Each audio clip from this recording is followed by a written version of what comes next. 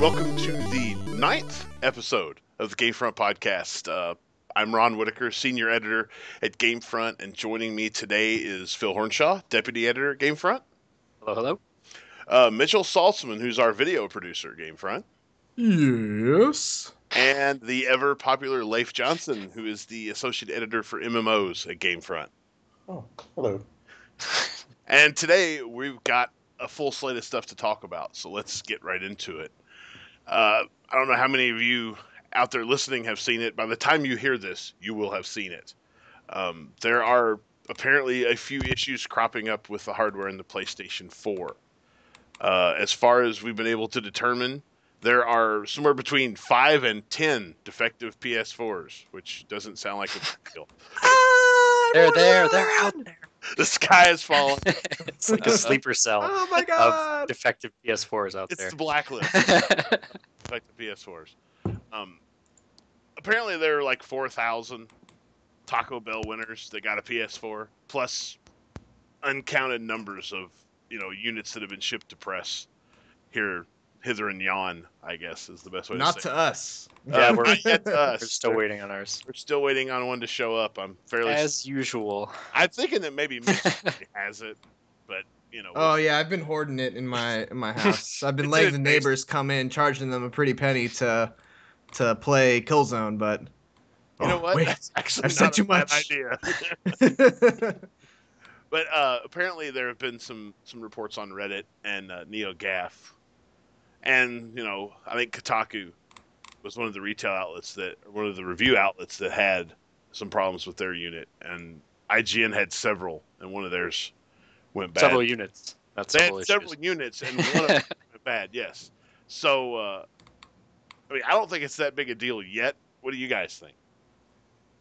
Yeah, I mean exactly. It's not an issue yet. If it turns out that it's a widespread issue if you look back at the Xbox 360, what was it? 25% of them had the red ring issue. So like that's a substantial problem.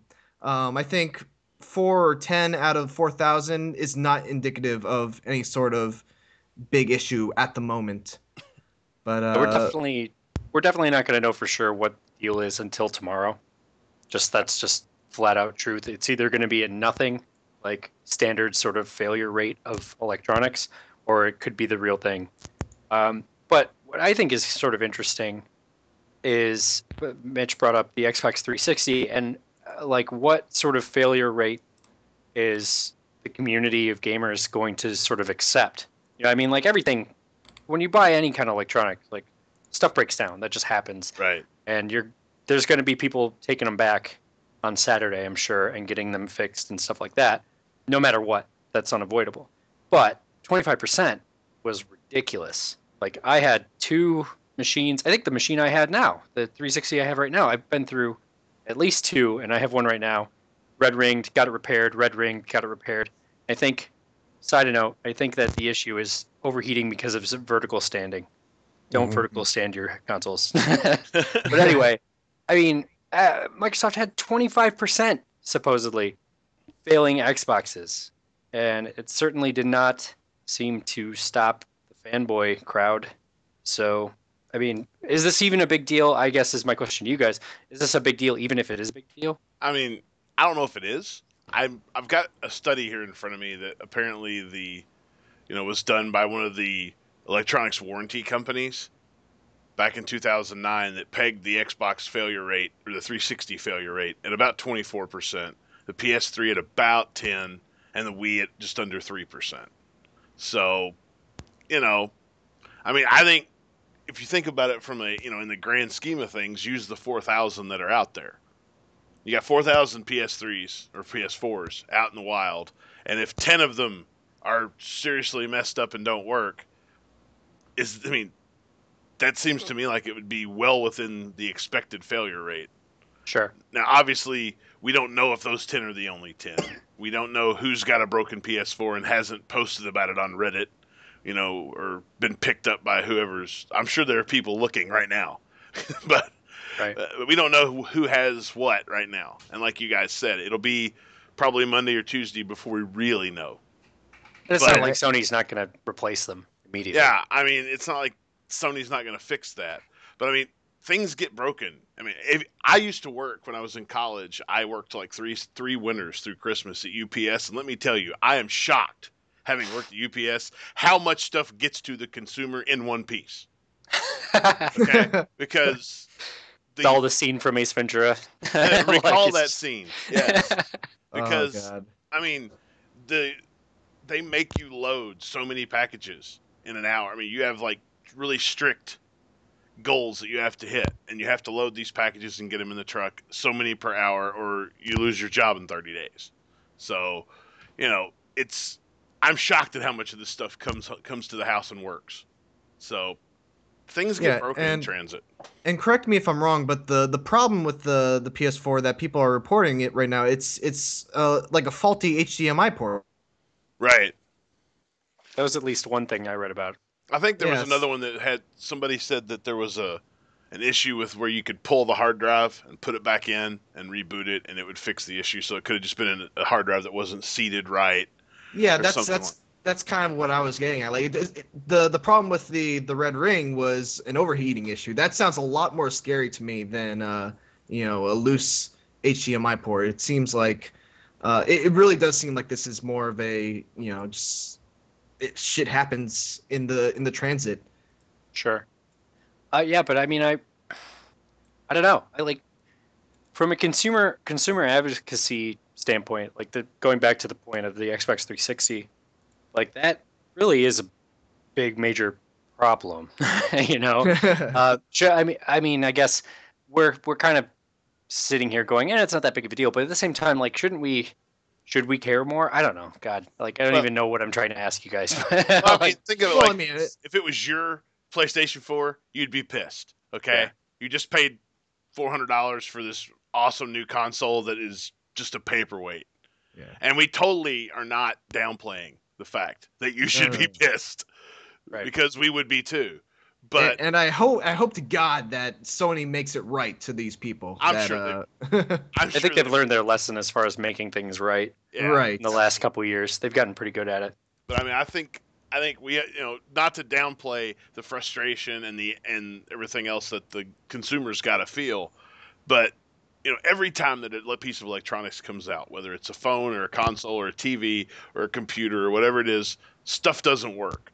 Yeah. They don't, they don't all come out perfect, and somebody gets that broken one, and it sucks that if you're one of those people that got one, it sucks that you got one, and we're not trying to downplay your experience at all, but in the grand scheme of things, from a macro level, I don't think it's going to be a big deal unless Monday rolls around and we're seeing thousands of them. Yeah, I think the big takeaway is, if you're thinking, should I be scared? I think the answer is no. But yeah, I don't want to downplay how much it would suck to get wait in a line at midnight and come home and find out that you can't plug your PS4 into your TV. Especially when you made up some excuse to take the day off. Right. But yeah, so I guess from that standpoint, the answer is that we're going to keep an eye on it and make sure it doesn't blow up into something that, like, by all rights, we should be taking Sony to task for, the way people should have taken Microsoft to task for the Red Ring of Death. Mm-hmm. Actually, something that I think Mark Burnham brought up that seemed like a bigger deal to me, and correct me if I'm wrong about this, but the streaming on PlayStation 4 seems a lot more restrictive than maybe we were all expecting. He mentioned something about how the games will restrict what you can stream, and like if you stumble on a secret knack, say, and you're streaming it, it'll blank out.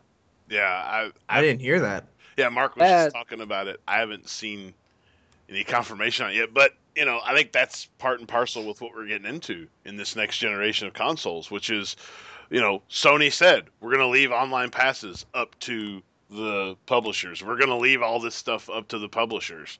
And so the publishers are going to have more control over what you can do with the game, over what you can stream, especially with all the streaming and especially the PS4, with HDCP enabled for now. supposedly that's going away. I sure hope it goes away quickly. Like, Yeah. I don't want this to be like, oh, HDCP is going away in 2 years. But as long as that's there, I mean, you're stuck streaming with whatever the console will let you stream. And if they're blanking out secrets and stuff like that, you know, that it's gonna make your job a little tough, Mitch. Yeah. And Let's Players too. So yeah, I guess I mean the overall point there then is that it's it is the new age. Just because it wasn't a lot of that stuff got rolled back doesn't mean it's not the new age. We're gonna put that Rickroll link in this post. We'll have to put it in here like 10 times. Yes. It is, in fact, this new restrictive age of you advertising for people with your live streams. It's super FYI. exciting. Super exciting.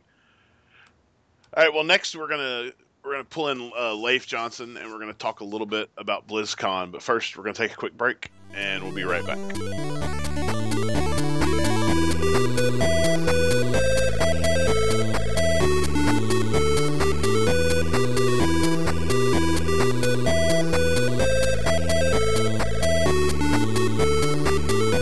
All right, we're back, and as many of you probably know, last weekend Blizzard had their annual convention out in Irvine, California, and two of the guys here in the call, Phil Hornshaw and Leif Johnson, both were in attendance, and Leif got some really cool time, like playing the new WoW expansion and playing the new Diablo 3 expansion. So, I mean, Leif, tell me what is the most exciting thing in BlizzCon? We got to know. Well, I have to admit, I was a little bit more excited about Diablo 3 than I was about World of Warcraft, which is a surprise to me because I've been playing WoW ever since closed beta. I was in a top tier world guild for a long time, and I have to admit, I'm one of the people that actually loved Pandaria. I don't know if some of the the actual execution of it was done, but I thought as far as wonderful new beautiful environments and stuff and new lore and stuff, I thought they did really well with it. To me, Warlords of Draenor seems like it's nice to be going back to old Warcraft, but like I said in my preview, it didn't really work with Cataclysm. It got to the point where it seemed like they were just kind of being lazy and rehashing old stuff. And now this isn't quite the same thing because I got to see two zones, first person in Warlords of Draenor, and you can barely even recognize them what they used to be. The new Shadowmoon Valley looks nothing like the old Shadowmoon Valley, but I felt it most prominently when I was in the dungeon. I ran it both with a pug and I ran it with some friends, and there was nothing about it that stood out to me. It was a cave with a bunch of ogres, and it was really easy. A couple of days later, I don't even really remember any of the mechanics, and it's that kind of stuff that worries me. I do like some of the ideas that they have for it, like they're thinking about not allowing flying mounts until the first patch. A lot of people are up in arms about that, but I say all for it because I think flying mounts have really destroyed it. But it's I want to, and there's nothing objectively wrong with it, I don't think, but I can't bring myself to get excited about this expansion, and that's been rare for me. Like I said, I played through Diablo 3, and I like the darker material. I really loved playing the Crusader class. That's really fun, and I've actually been playing Diablo 3 a lot lately. A couple of real-life friends and I picked up the Xbox 360 version, and we've been playing on consoles, and I really think to me, once you've played Diablo 3 on a console with the gamepad, you're like, why did I ever spend all those hours clicking on a screen? But yeah, no kidding. I think it plays a lot better with a gamepad. And it does. I actually think that's kind of amazing because Diablo is one of those games where you look back at Diablo 2 and it was pretty much that game that you'd be like, how could this game ever work on consoles? And yes. Then apparently it comes out on consoles and everyone was wrong. I played Diablo 1 on PlayStation. Way back. Really? Oh yeah. Yeah, I mean, I remember I got Diablo 3. I'm the same as Leif. I played it a little bit on PC, and then I got it on PSN because my wife really wanted to play it, and she picked it up. And so I went in and said, well, I'm going to try this. It's going to be silly because Diablo is a PC game. And then I started playing, and like, man, this is a lot better than the PC game. It's definitely interesting. I was talking to Matthew Berger. I believe he's a senior level designer or senior designer on Diablo 3 for console. And he was talking about all the cool things they're doing with the PS4 version that are not in the PC version, and they do sound cool. Like there's one where you can you get, I think it's a random chance to get a drop for a weapon that you can give away to a friend on your friends list that'll bind to their character based on what class they are. So it's not like, Nice. oh, I got a demon weapon or a demon hunter weapon and I don't know what the hell to do with it. You give them the thing, it becomes what they need based on the rarity, and so that was cool. There's also the Avenger kills mode, which sounds like the coolest thing, where say you're fighting a mob and one of the monsters kills you, where there's a chance that monster will level up, like right there, become stronger, like a stronger version of itself with new abilities, and then it will immediately portal out of your game and go into one of your friends' games, like randomly off the list. And they'll get a notification that the thing is like hunting them, and then it will show up and they'll have to fight it, and it will be an amped up version of whatever it was. And if it kills that person, then it levels up again, gets new abilities again, and portals out and goes into somebody else's game off of their friends list. So this is actually like a really high level way of trolling your friends list. Is that what you're yeah, a telling little me? bit, I think. I mean, if you like really game it, I bet it could be hilarious. But I would yeah, wonder. I would wonder is the higher the level of the monster as it goes from game to game, does that mean the loot drops from that monster are going to be even better? I would it's a think. good question. I should have asked that. Yeah, but I talked to him about the idea that the PC version of Diablo 3 was a beta test for console, and he actually said some really interesting things about it. He put it more that like if they'd been planning the console version all along, they would have made it easier on themselves to port it. Apparently, it was really difficult to get the UI ported over to console. But I mean, I believe that. it sounds almost like the two games are parallel to one another. They're not even all that related anymore in a lot of ways. Like they inform each other, but really they're just kind of working in separate directions. This is where the cynical person in me says, yes, that's true, but also now all the Diablo fans have bought the PC version and they got angry because of the auction house and the poor drops and all that stuff. So they bought the PlayStation 3 version or the Xbox version. And now the next gen version is coming out and has all this stuff in it that's not going to be in the other version. So they're going to buy that one too. That's the one. Yeah, Yes. it does kind of suck. That's the one that's good They're because getting free game sales for one game. the things that I mentioned in the next version, those are only on PS4. It sounds like those may not even make it to current gen, and the expansion as well. Reaper of Souls probably won't make it to, or well, I shouldn't say probably. They didn't have an answer for me, but it sounds like the current gen consoles won't be able to handle it, and so they might not make it. Yeah, and that's what I heard. We were like last night we were playing it and we were like, why are we even doing this? But it was but yeah, we decided that we are going to go ahead and get them to 60. And mind you, we're like 53 right now. But yeah, one of the things that they were saying is that that the play style of the console and the PC is so different. Now, mind you, I play a barbarian on both the PC and the console. I really like the class that much, and I have to say, I was just playing the PC version this morning. There's not that much of a difference. They were making it the console is a lot more stationary and stationary gameplay. No, it's not. Maybe with a different class, but I wasn't seeing much difference in the way that I do. The only thing that I can see is like the Barbarian's Heroic Leap or whatever you call it. On the console version, that you know you jump to the creature that you're highlighting. That with a PC, you can jump wherever you want to. Therefore, it's more effective for kiting. That doesn't exist on the console. That's the only real difference I can see. And so anyway. Yeah, having played the demo of Reaper of Souls on PC and on console, and I played it repeatedly because there was nothing else to do, really. I couldn't get on any other machines. So I played Diablo over and over again. And I mean, the portion that I played of Reaper is functionally basically the same. I think the PlayStation 4 version worked a little better. The Crusader character class has this like ability where he jumps on a burning horse and like rides through the fight for a minute and then comes off of it. It's weird. It's all spectral and everything. But anyway, that handled better with an analog stick than it did with the mouse. But if you figured out how to do it with the mouse, it wasn't like game breaking. Right. So it's I don't know, overblown maybe. Maybe I shouldn't say that. Maybe I'll Well, get eviscerated for saying that. you might, but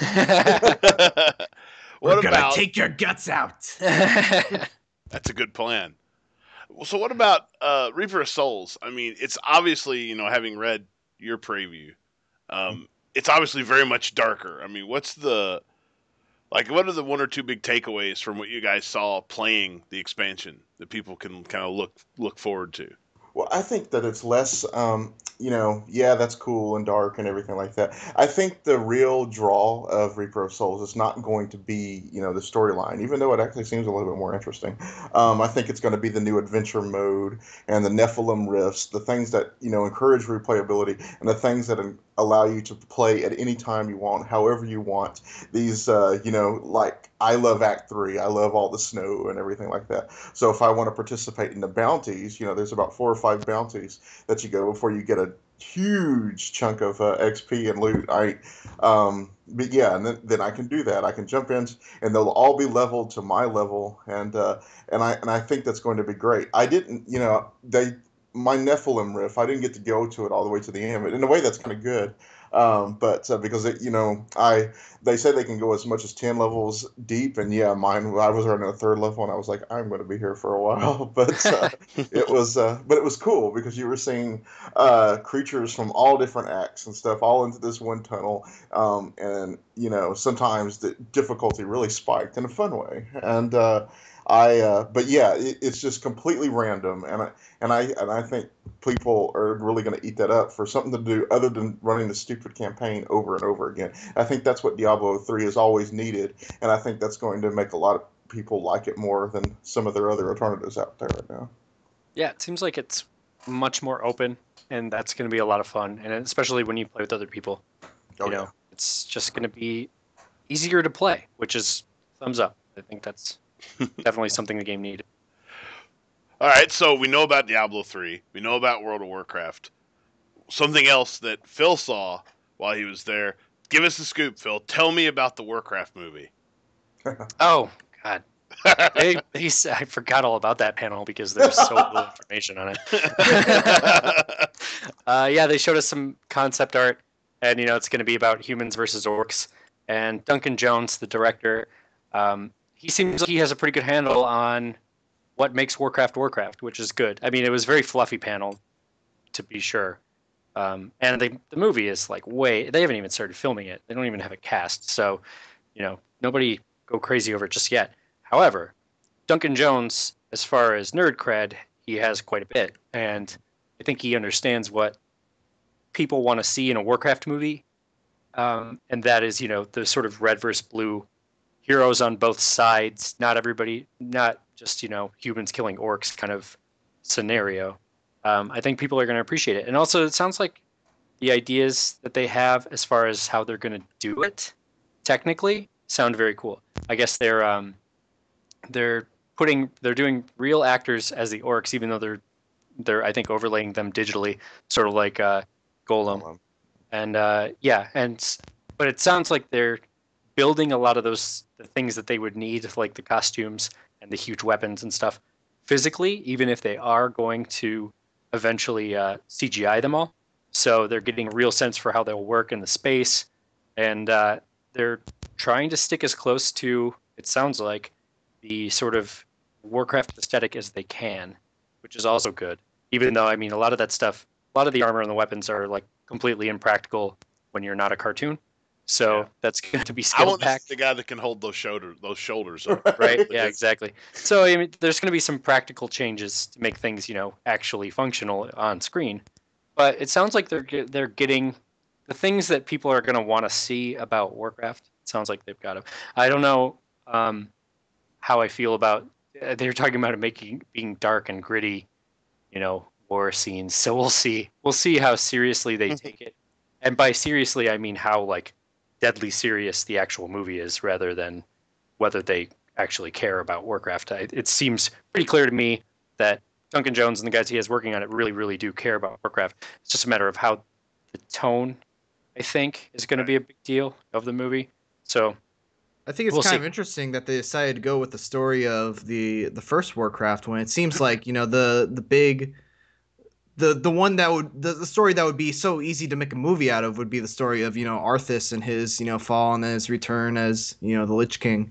So I don't know, I was surprised to see that they were going way back to the beginning for the story of the series. Well, if you ask me, it's because they have designs on keeping this long term, and if it fizzles out after one movie, that's great. They made their one movie, but if it doesn't, they're prepared, and so I think that's kind of thinking. Well, I think there's a second thing too, and that is that you've got all this lore in the World of Warcraft, piles of it, and why would they go back to the first Warcraft movie? Well, remember, WoW is not dead by far, and Blizzard's already shown a penchant for traveling through time, and I'm kind of 100% sure they don't want to be bound later by something that happens in the in the Warcraft movie. I don't know that they want to be married to that lore. So you think they're gonna keep it pretty canonical? Yeah. Sorry. I don't know. I mean, I'm throwing it out. I mean, maybe they're going all the way back to the first Warcraft story just because that's something they don't ever expect to use in the MMO. Here's one of the things. Here's one thing I would like to throw in there. I think one of the reasons why they're using that story is it's basically humans versus orcs, and for a movie, a 2.5-hour movie, it's a little bit more believable than throwing all these things like night elves and stuff and gnomes, and it's going to start looking hokey. I really think it is. But humans versus orcs, that's very gritty, and and that's something that everybody can very the Lord of the Rings. I think that's. Go ahead. I'm sorry. I think you're right. It's just I mean, Lord of the Rings is a good example. I was just thinking back on the way the Fellowship functions. I mean, it's obviously a novel adaptation, and the book is a lot like this too. But the first half of that book is hobbits and one enemy, which is the Nazgul, and they run across other people and they see elves, but they don't. It doesn't really start to get deep and expansive until much later. And I think you're probably right. Exactly, is that they want to keep things simple and narrow it down because they don't want only World of Warcraft subscribers to show up for this movie. Yeah. So, and that's a good point. I mean, anybody that's old like me remembers playing the first Warcraft, which was titled Orcs versus Humans.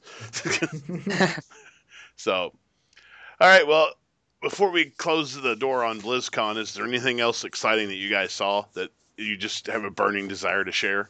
No one's going to talk about Heroes of the Storm? Okay, there you go. One thing I would really like to say quickly, going back to my barbarian, I played the female barbarian in Heroes of the Storm, and one of the ways that I thought that Blizzard handled it really well is that the abilities as she leveled up, it was the female barbarian, Sonya they called her, but they were the exact same abilities that you use in Diablo 3, so I knew exactly what I was doing. There was none of this, what do I do now? No, the abilities were exactly the same, and I thought Blizzard, that was a very nice touch in doing that. Arthas, I played Arthas too. Arthas is pretty much a Death Knight, and so he has a lot of the same Death Knight abilities. And if you played other Blizzard games, I think you can jump into your favorite characters from your favorite franchises immediately. And I thought that was a really nice touch. That was my favorite takeaway from Heroes of the Storm. That's interesting. I've been thinking about the question, not to go off on too much of a tangent, and I know we're trying to dial this one down, but I've been thinking about how Heroes of the Storm is going to stand up against Dota 2 and League of Legends, which are already very, very established in this genre and huge in esports. And there's millions of people who play Dota 2 all the time or watch it on Steam, whatever. And I've been wondering, how is Blizzard? I know it's Blizzard, so they already have the wrecking ball behind them. But how are they going to nudge their way into this space that's already got two big competing properties? And actually, that sounds like that's how they would do it, is you're just going to draw players from other games who already know how to play your game and seriously detract from the learning curve. Well, I mean, I think there are two things there, Phil. I mean, I've been playing the Hearthstone beta for a while, and I know Leif has too. And the thing that really impressed me about the Hearthstone beta was if you've never played a collectible card game, If you've never done it, never know anything about it, you could drop into Hearthstone in 15 minutes. You'd know everything you need to know to play that game, collect cards, do everything else. It's very well put together. It's very approachable. It's very easy to understand. And in a time where games like Dota 2 and League of Legends are becoming overly complex and even harder to get into. I mean, League of Legends is getting to the point where the learning curve for League of Legends is only surpassed by the learning curve for EVE Online. And it's almost a joke on itself now. it is. Like people will talk about, oh, you want to learn how, or like you'll get yelled at for not knowing how to use a certain character in League of Legends, and you think about it, in order to really become like decent at League of Legends, you have to learn every move and every passive of what 150 characters now it's at. Jeez. It's crazy. It's almost become a parody of itself. You're right. Yeah. Yeah, it is an awfully closed off game. I mean, I fired up League of Legends one time, like last year, and I haven't played it again. And because I'm not interested in fighting my way through a series of D-bags who are mad at me for trying to learn a new game. So I'm just like, I'm not interested in it enough to put up with that aggravation. So yeah, I was lucky to get into League of Legends early when there was a manageable number of heroes. It was still a lot, but I got into it early, and I learned the heroes that were available, and then each time they added one, it was very easy for me to pick up on what that character was and just add him to the collection of knowledge that I already had. Right. Well, I mean, I think that's the key for Blizzard, and that's sort of their entree into the market, which is, let's take this game, Heroes of the Storm, that has really familiar characters to all the people that already play Blizzard games, and then let's make it very approachable. Let's let people, be able to figure it out. Let's not make it, rocket science. The kings are dumbing it down, and I say that in a good way. No, they really are. Yeah. That's entirely accurate. I mean, look, World of Warcraft is what World of Warcraft is because it dumbed down the MMO genre. Yes. So it's true. Yeah, it is true. I mean, so if they can do the same thing with Heroes of the Storm that they did with Hearthstone, that they did with WoW, then I think Heroes of the Storm is going to have a really good place in that MOBA landscape. And it's probably going to cut into what Riot's doing with League of Legends and maybe into what Valve's doing with Dota. It just depends on who their markets. How many people are frustrated with trying to fight their way through ranks and ranks of D-bags. Yeah. All right, well, let's wrap up BlizzCon here, and we'll take a quick break, and we'll come back and we're going to talk about the new Barrel at Sea DLC for Bioshock, and this should be entertaining. Putting on my boxing gloves.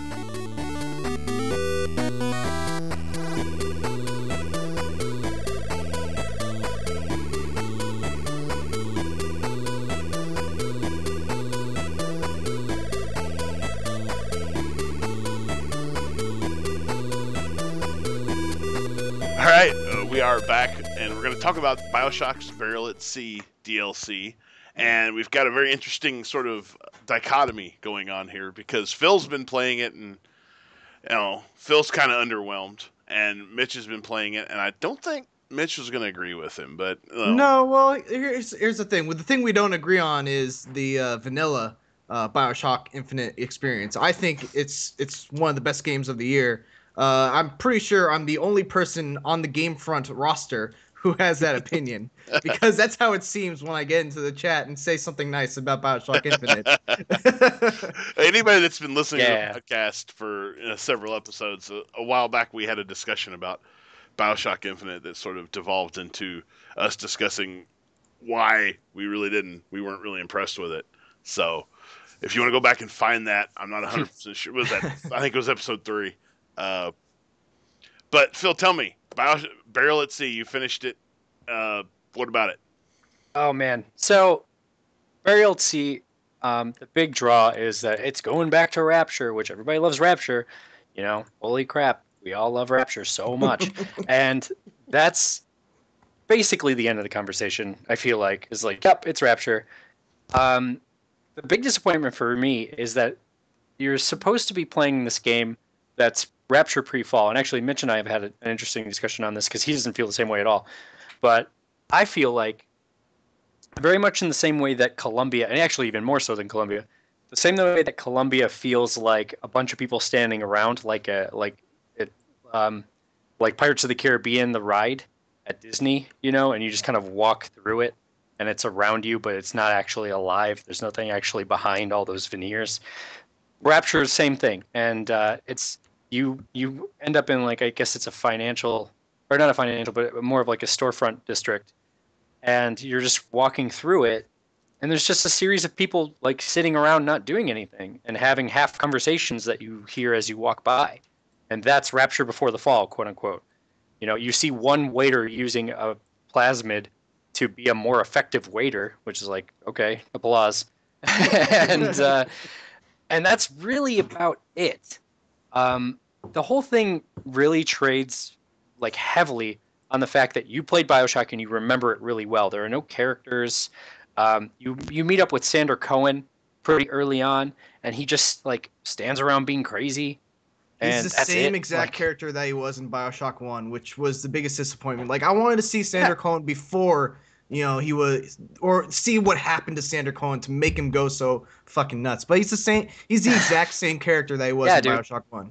Exactly, and it's just disappointing. Like, it doesn't add anything to Rapture, and you eventually, like halfway through it, you end up in a sunken, crappy part of Rapture again that's full of crazy splicers, and it's the exact same game you've played twice already.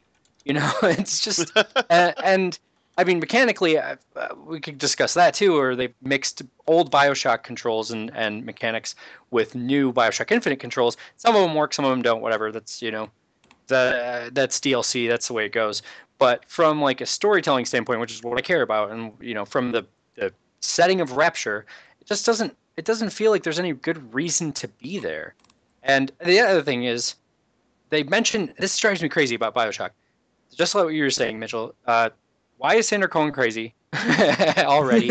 Okay, so I guess it's because splicing, and at some point, Booker makes an offhand reference to splicing and how it makes people go nuts and they get all addicted and then they chase down and murder little sisters, and that's, that sucks. And then in the very next breath, he's like, oh, I'll just go find another plasmid and take that. It's like, dude, why don't people... it's such a missed opportunity that you don't go crazy from using plasmids. It makes me insane. That would be the greatest game mechanic ever, is the trade-off of power from losing your mind. And it just, again, glosses it in this too. And I'm sorry, that's a little bit of a tangent, but it frustrates me so much. I want that game. I don't know, Phil, if you want it, go ahead and make it. Yeah, I guess. I know, why don't I just make it? You like it so much, why don't you marry it? No, like, stop criticizing. Go. You couldn't make a better game. Yeah. Anyway, sorry. By the way, Phil, if you made that game, I'd play it. I would. Right? Yeah. I would play it too. I just don't have any kind of technical skills at all. Yeah. So you mentioned the thing about it. I mean, it's very true. And this is also true of Bioshock Infinite. It's very much like a Disneyland ride. It's like Pirates of the Caribbean. But you know what? Pirates of the Caribbean is awesome, Phil. I guess like once, not every time. Like eventually it should evolve is all I mean. Yeah, it's just it felt lazy to me a little bit. I don't know. I didn't really expect Bioshock Infinite to be, something where you could actually go off the rails and like really see and, go behind everything and see people doing, different things. I kind of expected it to be the experience that it was. And, I like that experience. I like, going up to a guy and having him, talk about, what's going on in Colombia and stuff like that. So that's the only reason why it didn't bother me. I guess I've never really I've been in this discussion with Phil before. I've never really felt immersed in a game world before. So whether it's Skyrim's attempts at being immersive by having a living, breathing town where people do errands and make the blacksmith is making his weapons on the little thing, whatever it is. It doesn't really matter to me. And I guess that's a really weak justification but for it. No vote for you. But that's how I feel about it. My problem with Burial at Sea is that it has. Let me first go back and say the difficulty that I had the most fun with in Bioshock Infinite was on the hard difficulty level. I felt like that was the difficulty where I had the most intensity in the combat, where it was constant, panic of running around, getting, looting bodies as I was in combat, trying to get that, little bit of salt that I need to do the next, vigor. And the problem with Burial at Sea is that when you play it on hard, the resources are so scarce that eventually, no matter how much good planning you do, fights are going to devolve into you just running up to someone, bashing them repeatedly over the head with your melee weapon. Yeah, provided you can get close enough in time before you die. Right, because like 2 shots will demolish your whole shield. So that led to combat being kind of miserable in Burial at Sea. And if you know me, like I am one of the biggest defenders of Bioshock Infinite's combat you'll ever see. This is true. Yes. And I even before I played Burial at Sea, I went back into Infinite to play a couple of combat areas just to remind myself of why I love the combat in Infinite. And I was reminded. And then I went into Burial at Sea and I was like, this isn't fun. This is miserable. Yeah, I don't know what. I mean, I felt like the hodgepodge of mechanics in a lot of ways was a bit of a mess, and that's exactly what you're talking about. It's they were trying to make it more spooky, like Bioshock was, holding back your ability to fight necessarily, and forcing you to come up with creative solutions. Well, that didn't really occur. You just you have 3 bullets for your gun, and hopefully you make them count. And that just gets irritating. I actually ended up backing the difficulty down to medium midway through because I was just too annoyed. I like playing, especially shooters. I like playing them on hard mode, at least because I play shooters all the time, and I feel like I'm pretty good at them. And it's just not really all that enjoyable to just get trounced by another guy with a Tommy gun because you have no bullets. And all the freaking splicers respawn behind you as you move through the place. So, well, I mean, and then no, go ahead. I was going to say my question to you guys would be, the big question I had with Burial at Sea and all was why in the hell is it in Rapture? Because Rapture's awesome. I mean, but Did we already cover this? Yeah. No, but what I'm saying is, would it? It didn't have to be in Rapture. It could have been anywhere, right? I mean, there's nothing in this DLC that makes it go, "Oh, Rapture's the perfect setting for this." No, that's true.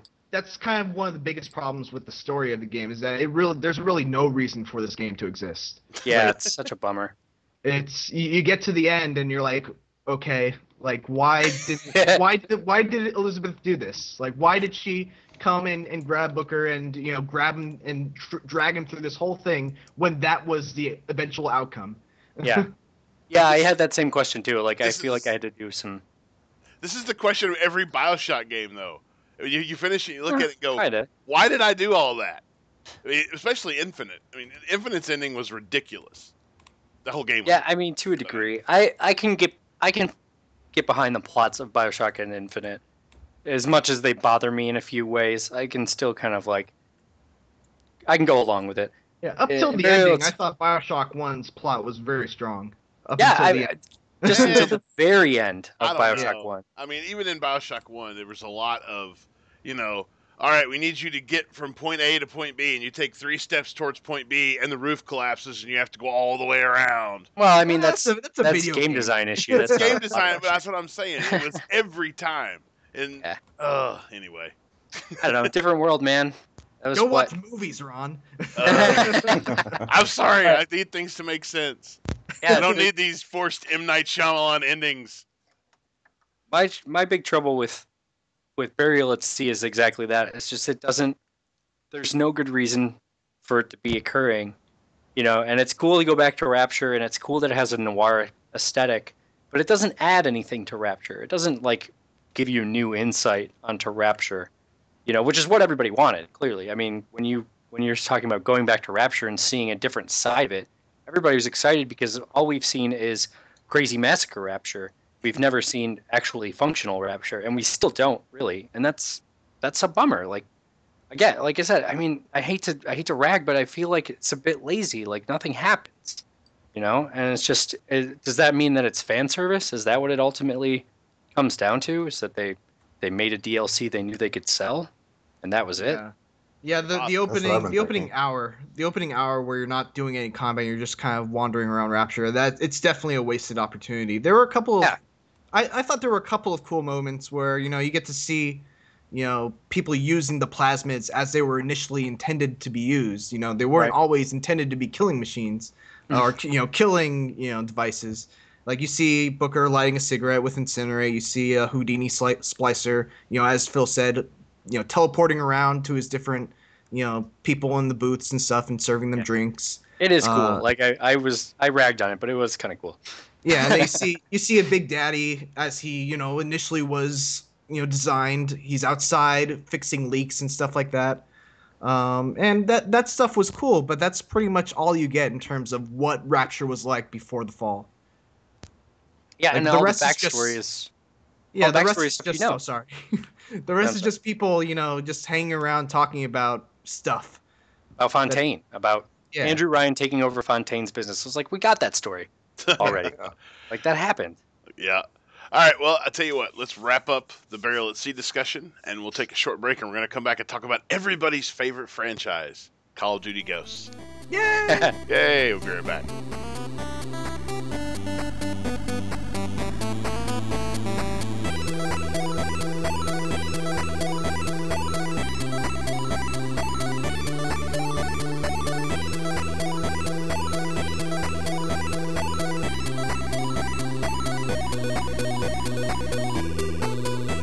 All right, we're back, and sort of the biggest release of the most recent time here is, Call of Duty Ghosts.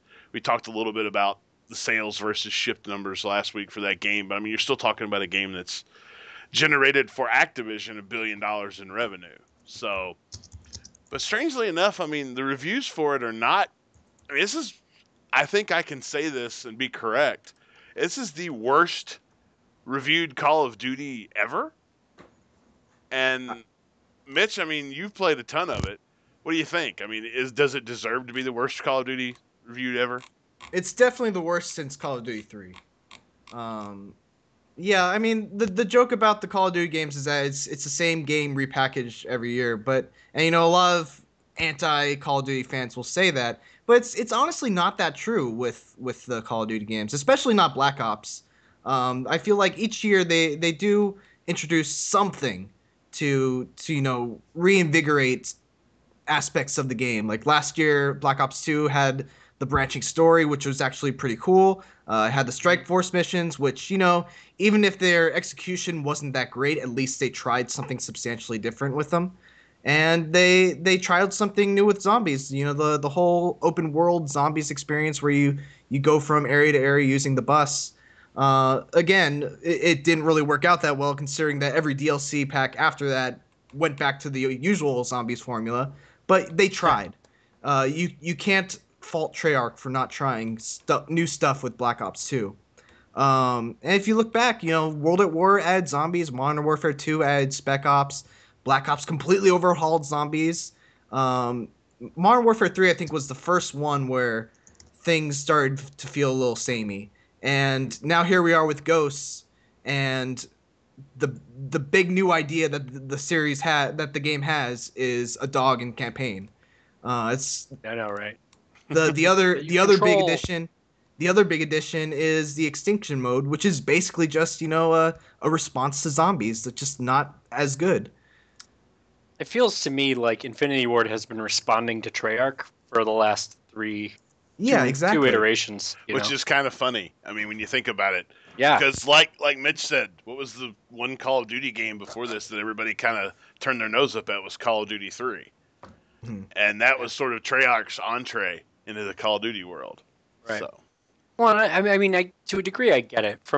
I wonder how much influence Activision has on this whole thing because we say the names of the studios a lot, but if you look at it from a business standpoint, you've got two parallel franchises under the same name, made by two different studios who have different philosophies, obviously.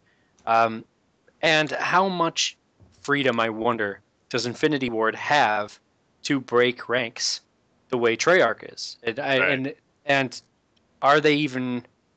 Is that even an option? I mean, like maybe that's the dynamic they're going for. Is that you buy the Infinity Ward game to get that experience and you buy the Treyarch game to try something a little bit different, maybe.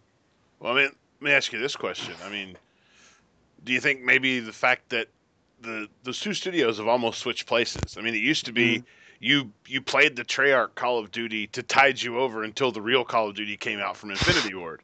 Right. Yeah. It's true. I mean, and then Well, it's a very different studio now. I mean, and then with all the happened? stuff that went down with Zempel and West, and all the mass exodus that came out of there and eventually became Respawn, it's almost like it's a new studio, a different studio that just happens to be called Infinity Ward. Yeah, I don't know. I feel like there's some kind of a bit of fear maybe. It's just you don't want to push too far out what's been working, and it's not like they didn't sell a bunch of Ghost copies. That's important Right. to remember. But it's Treyarch, I feel like is in a better position to screw around because they went off on a whim with zombies and it paid off huge. Yeah. So it seems like they've had a little bit of breathing room because of that. And in Infinity Ward's situation, I think, is that they're probably a little afraid to innovate at this point. Well, they're a victim of their own success too. I mean, look Yeah. back at Call of Duty Modern Warfare. The first one, Call of Duty 4 Modern Right. Warfare. I mean, that game basically was the game that launched the ship of the Modern Warfare shooter that we've been riding on for the last, however many years. Oh yeah, it's definitive, and I mean, and a lot of the same ways that Call of Duty 1 was definitive among World War II shooters. Like just kind of expanded that. What was a genre that was doing a lot of things pretty well, and just like blew it open. Stalingrad basically is what Call of Duty 1 is, and it's awesome, and that's what Modern Warfare was for a whole different brand of shooter. Right. Well, I mean, you've got a ton of you've had a ton of things happen in Call of Duty from 2002, or 2002 Medal of Honor Allied Assault came out, and that sort of drove the genre that eventually became Call of Duty. It's just there's so much going on there. Mm-hmm. It's really hard to quantify it all in terms of words. I mean, but the question is, do you think that Call of Duty Ghost being a 74 on Metacritic, I think is what it is now, do you think that matters? It doesn't matter to this game, because this game sold through $1 billion worth of product, and tons of people already pre-ordered it. Does it matter that it's a 74? Will it affect Treyarch's next game, or will we not even see the follow-on effects of it until Infinity Ward does another Call of Duty? I think it does matter. I mean, even though it still sold a bazillion copies, it might have sold. I think it did sell a zillion less than Black Ops 2 did, and if you just look at the numbers, it doesn't look that substantial. But a zillion is a lot. That's a zillion sales that you didn't get on your next game. And every Call of Duty up to this point has built on the success of the last one. Isn't that true? Aren't right. they? Isn't each year the new record? Or am I wrong about that? I believe the sure sales record it has been. I don't think the reviews have been. No, yeah, I'm not talking about reviews. I'm just talking about sales. Yeah, I believe so. So yeah, I do think it matters. I think, I hope it matters. I hope that Infinity Ward looks back at this and says, okay, we had a good run, guys, but now it's time to really put our heads together and think of something new that we can do with this series. Like, I mean, if you look at Titanfall, like the things that Titanfall does for multiplayer is just, it's so cool. And I really hope that Titanfall becomes the new Modern Warfare in terms of this generation of consoles, and becomes the new standard that people look to, just in terms of how its multiplayer is structured. Yeah, I do feel like they're on notice a bit. I do think it matters, and it might affect Treyarch more adversely than Infinity Ward, because I don't know how much distinction everyday players put on the differences between the two Call of Duty franchises. So that is interesting to me, but I don't know. I got to think about it from Activision's standpoint, and Call of Duty has been a huge thing for them, and they basically just trade on huge things at this point, right? Well, they have like So 4 franchises. They have like exactly, 4 things that they do. They do Skylanders, and Call they of do them Duty, super well. Blizzard, whatever Blizzard's doing, and then there's something else that I'm not thinking of. Well, they used to do Guitar Hero, not anymore. Well, Yeah. exactly. That's exactly what I was going to say. They used to do Guitar Hero, and they don't anymore, and that's because they blew it. And I think that, and I mean, I might be the only one who thinks this, but I feel like they learned something from that. I would hope that they learned something from that. And so that, I think, might change the way they approach Call of Duty going forward, or don't, rather. I think that instead of kind of sticking their heads in the sand and just like making another one, the way they did with Guitar Hero, which was just brutal for so long.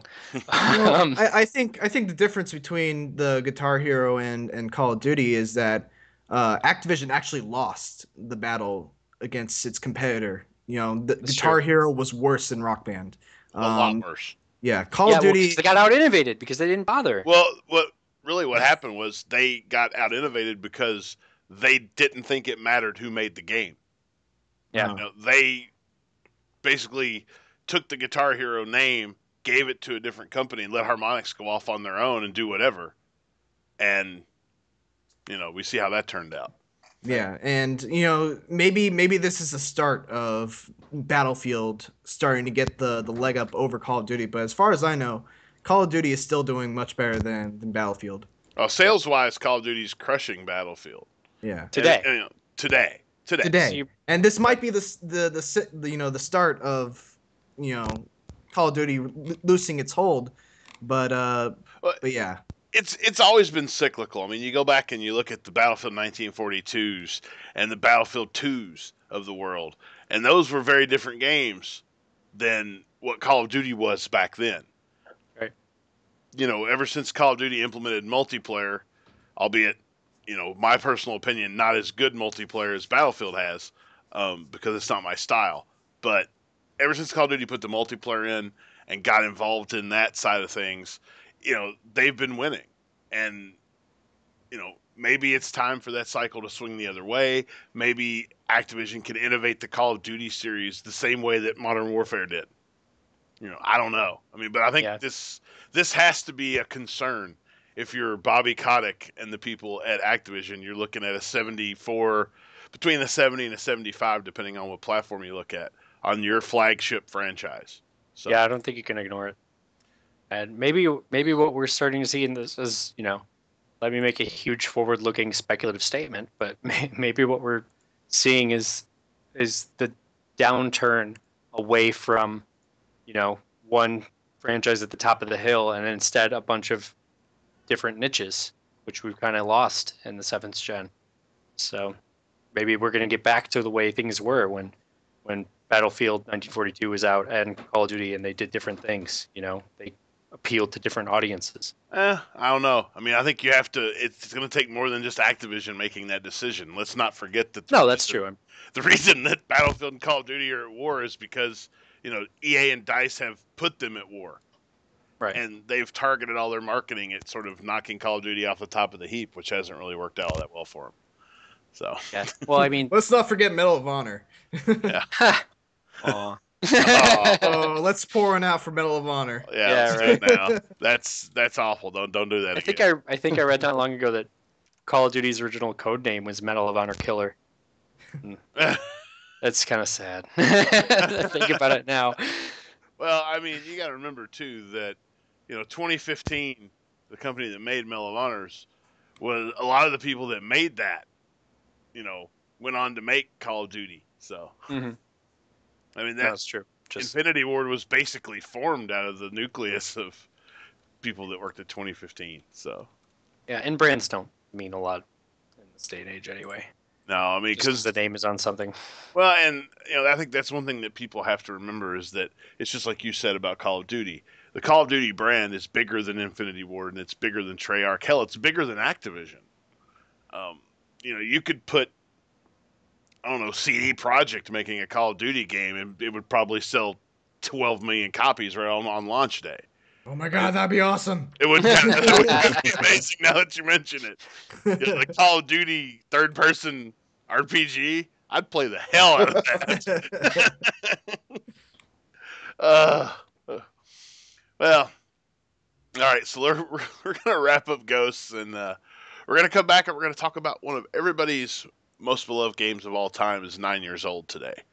It's Half-Life 2, and we'll come back and talk about it here in just a second.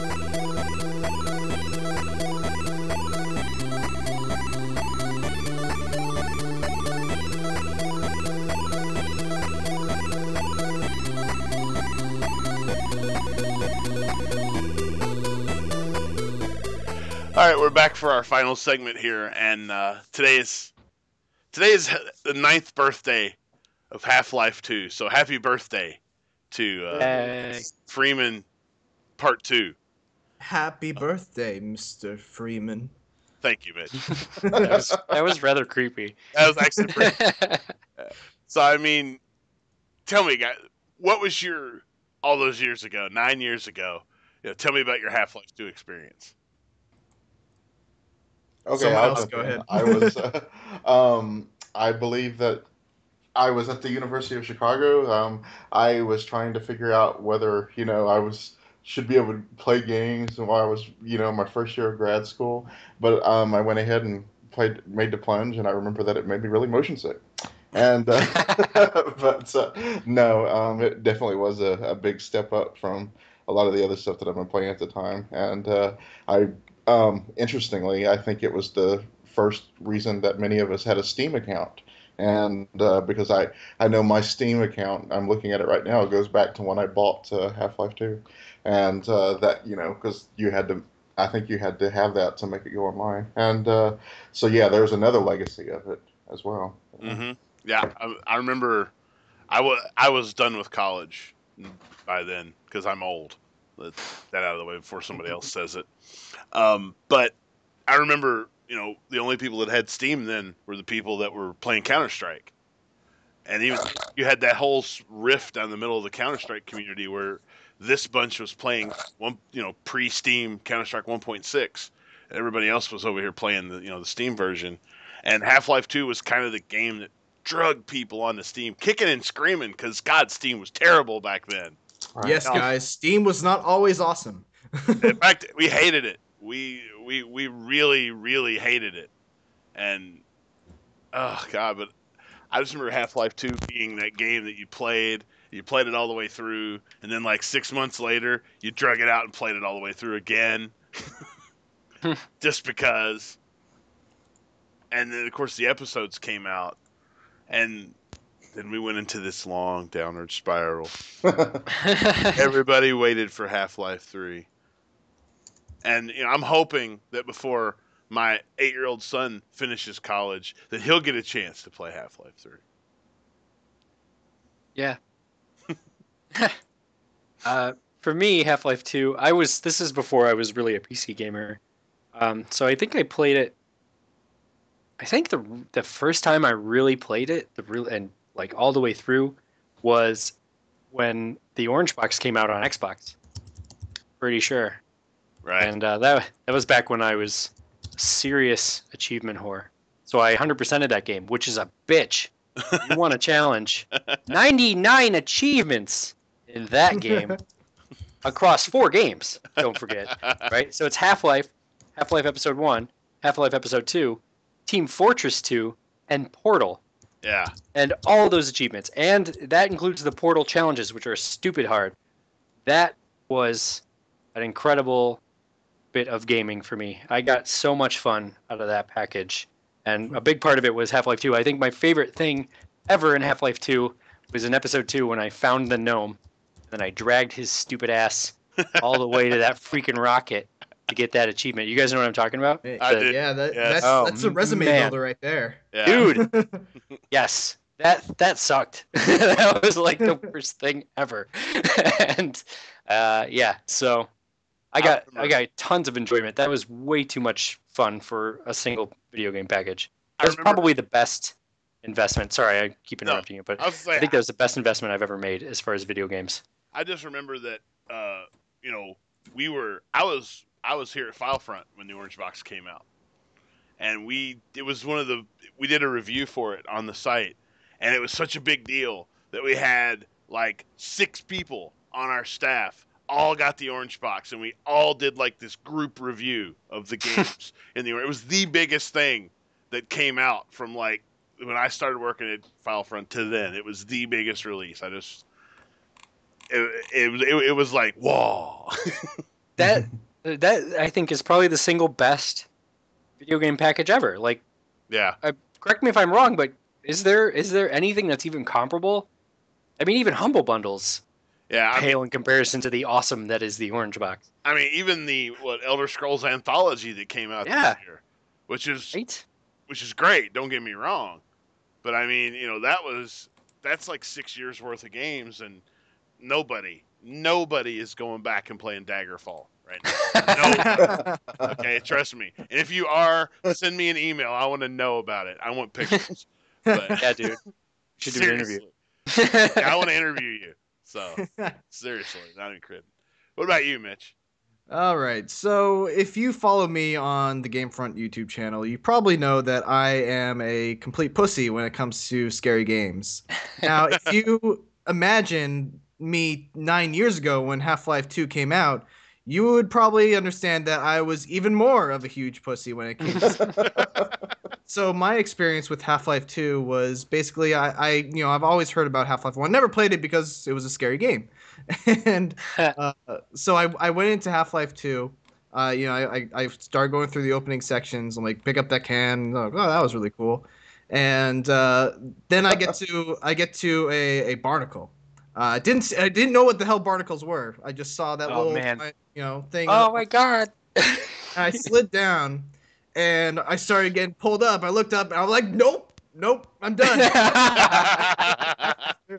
It wasn't until many years later when I got back, when I grew some balls and and got back into it, and then I got to Ravenholm, and I was like, "Nope, I'm done." So you have to understand that my playthrough of Half-Life 2 has pretty much 3-year windows when I stop playing and start picking it up again. Did you get all the way through it? No, I didn't. I'm still. Oh man! I'm still in the middle of the 3-year window. Wow, dude, that's a video. That is a video series. Do it. That is. We need that on the video channel. Yes. Oh man, dude, I remember my first encounter with the barnacle was in Half-Life 1. It was one of the very few PC games that I played because living with when I was 10 or whatever at my parents' house, they were afraid of the internet. They had a kind of a crappy computer, stuff like that. So I did get to play Half-Life, and yeah, the barnacle is still like a chilling memory to me. Just like the suddenly you're like rising in the air and you have absolutely no idea what's going on until you just get your head eaten, basically. Yeah. Well, I mean, there's still that. I mean, stuck in my head still is even when it grabs you and you whip and take your shotgun and shoot it, and that noise that it makes and all the half-digested limbs fall out. Oh god, just the abject terror. I remember playing Half-Life 1 and just playing it so slowly and so afraid that I was going to accidentally run into one of the barnacles and get murdered by it. The worst. Ugh. So yeah, I don't have very many memories of Half-Life 2 except for the ones that are photo imprinted on my mind from freaking out. Man, I would like to see you go up against the antlion cave. I think it's in episode 2. Yeah, that is a scary section. It's scary in a different way because it's a lot of like panic running.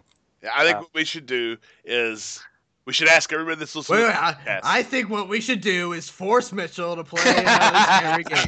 That's what you're gonna say. What we should do is we should ask everybody that's listening to the podcast. Drop a comment. Let us know if you want to see Mitch play Half-Life 2 all the way through in a video series, because I think that would be outstanding. They would never want to see that. No, nobody would want to see that. Boring. Listen, Phil, we need to tweet this as soon as it's over, all right? Yep, on it.